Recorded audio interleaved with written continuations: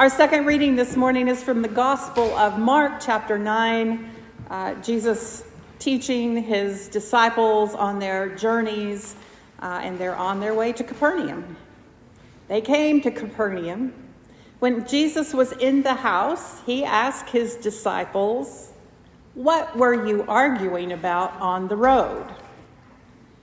But they kept quiet, because on the way they had argued about who was the greatest. Sitting down, Jesus called the 12 and said, "Anyone who wants to be first must be the very last and the servant of all." Jesus took a little child whom he placed among them. Taking the child in his arms, he said to the disciples, "Whoever welcomes one of these little children in my name welcomes me, and whoever welcomes me does not welcome me, but the one who sent me." This is the word of the Lord. Thanks be to God. Can't you just imagine the disciples arguing on a trip, right? Because we're all children of God, but we're also always beloved children of God. And we are undivided children of God. We are all together. But living without division requires choice and accountability, which is part of the purpose of a faith community, to hold ourselves accountable and to hold each other accountable. And that was the purpose of what we're calling the Forgotten Creed, this creed from Galatians 3 that proclaims that in God's reign there is no Jew or Greek, slave or free, male and female. So, what will we choose? Or will we choose as we think about how we're going to live? These class systems in which we live all the time, and that's what slave or free was kind of shorthand for, the class systems, they're hard for us to change because class systems are the air we breathe. They've been around in so many forms for such a long time that it's hard for us to recognize them. The systems can be based on economics. They can be based on politics. They can be based even, and are sometimes largely based on religion. But they are hard to change. So slavery was one of these class structures that existed ubiquitously in the time of Jesus. Almost every human culture has had a history of slavery. So in the year 61 CE, which was about the time that Luke was writing his gospel, slavery and brutality were facts of life. And the Roman Empire was particularly known for its brutality toward its slaves. Of the 1 million residents in Rome at the time, 30%, at least 330,000 people, were slaves. So in a war about 70 BCE, between Rome and Britain, which was begun by a female warrior who had been captured and treated as a slave for a short period of time, and was absolutely determined that that would never happen to her or her people again. 80,000 people died in that very short skirmish. At the end of the third slave revolt, which was obviously the third time this has happened, this is the one that's led by the gladiator Spartacus, if you saw that movie.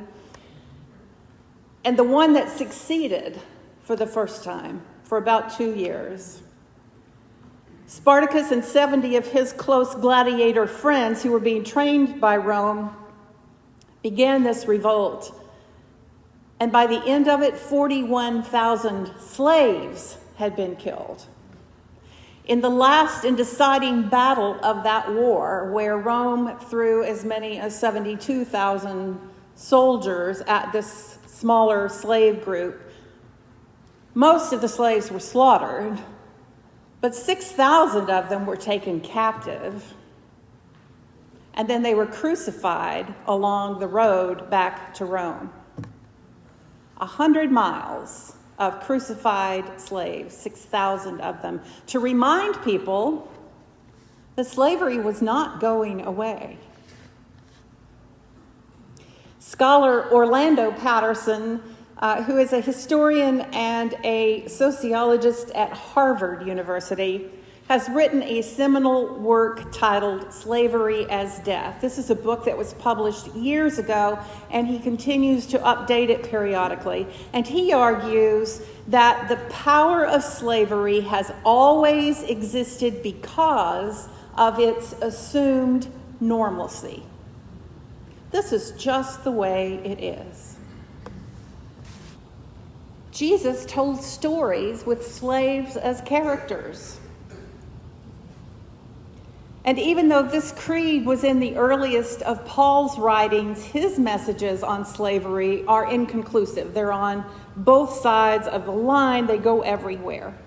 And of Paul's pastoral letters, which we now know that Paul probably didn't even write, some of them actually seem to approve of slavery, and some encourage slaves just to be content with their lot in life. Makes us wonder what Jesus thought about slavery, or if he thought about slavery, or if he assumed that maybe he could do something about slavery. But one man against the Roman Empire at that point in time, without the power of TikTok or Facebook, was not likely to change the practice of slavery worldwide.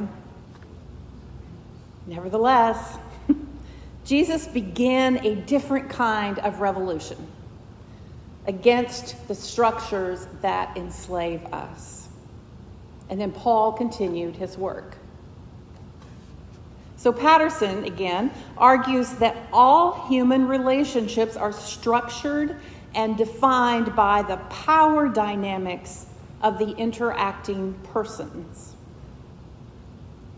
Slaves, therefore, are kept powerless as people, and not even really as people, in relationship to their enslavers.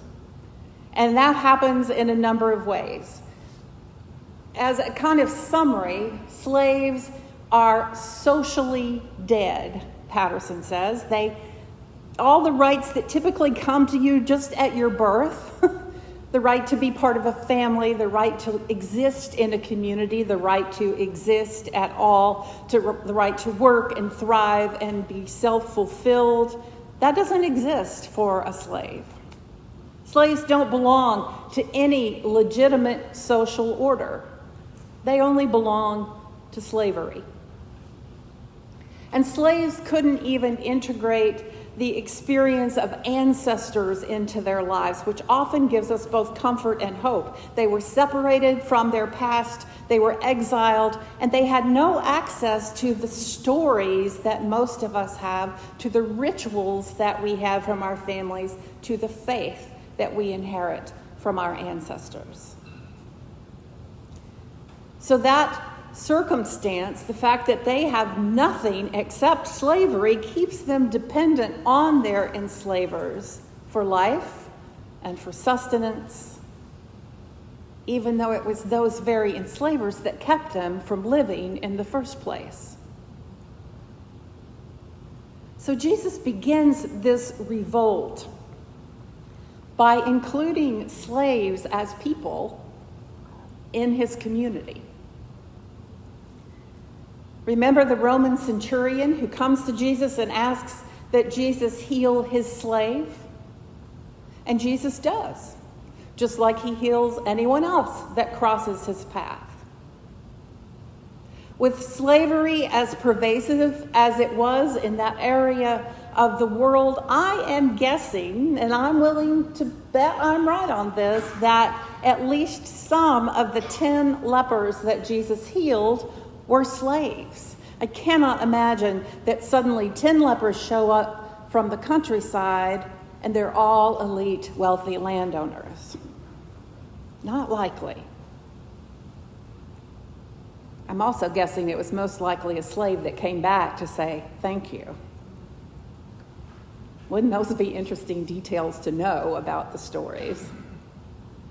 In the parable of the prodigal son, the younger son winds up being a slave, losing everything he had, comes back to ask his father if he can be a slave for his father, and of course is embraced back into the family, back into the community. The older son addresses what enslaves many of us when he says to the father, I worked like a slave for you, and you never gave me anything.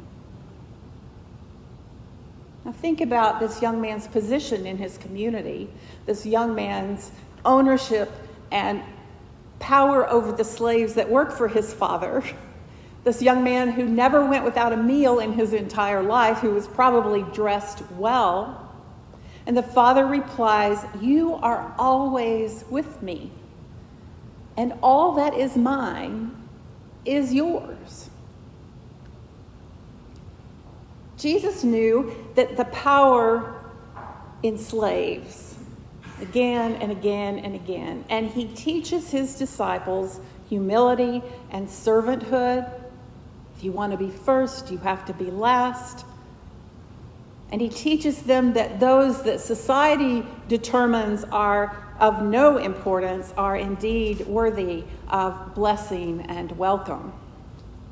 And it also struck me as we've been reading through Galatians and Corinthians that for a population that has no identity, no rights, no place in the social order, no past or future connections to their family or to their history, that being proclaimed a child of God at baptism was utterly profound. When Paul wrote to the Corinthians church, he told them to lead a life, whatever life that God assigned them. Come as you are, we might put it. Paul says, don't be concerned if you were a slave when you were called to be baptized. And even if you do gain your freedom, make use now of your present condition. Paul says, in whatever condition you were called, brothers and sisters, there remain with God. Whether or not you can change your situation, know that God is with you and remain with God. I don't think Paul was supporting slavery necessarily. I think he was reminding us and them that whatever it is that enslaves us, whatever it is we are stuck in, is not greater than God's will and way. Paul reminds us that our first identity, our primary personhood, is found in God and not in any human construct, even great power. Paul articulates the place of slavery really clearly in Galatians 4 when he writes that God sent Jesus so that we might receive adoption as children. And the Spirit teaches us to cry out, Abba, Father, to God, so that we are no longer a slave, but a child. And if a child, then also an heir through God. The reality of cultural slavery didn't change, but the power of belonging changed the slave. Identity as a child of God gives us a future and a past, even if we thought we didn't have one. Identity as a child of God gives us a family, a place of belonging. Identity as a child of God gives us the power of love, which cannot be defeated. And that new identity is transformational. Paul, at one point toward the end of his life, sends a runaway slave named Onesimus back to his owner, who is a friend of Paul's. And Paul suggests in his letter to Philemon, which is 1 chapter long if you want to read it, that since converted, the former slave returns to his owner as more than a slave. He comes as a beloved brother, having been adopted by God in the same way that all followers of Jesus have, including this owner. Onesimus may still be a slave, but he returns to his master with the right of full humanity, with a place of belonging, with a history of God who works for the salvation of God's people, and an identity as a child of God, that God of steadfast love. And no one can take that from him. No one can take that from him. The Forgotten Creed is the battle cry of the revolution for the healing of humanity. We are all children of God. Amen.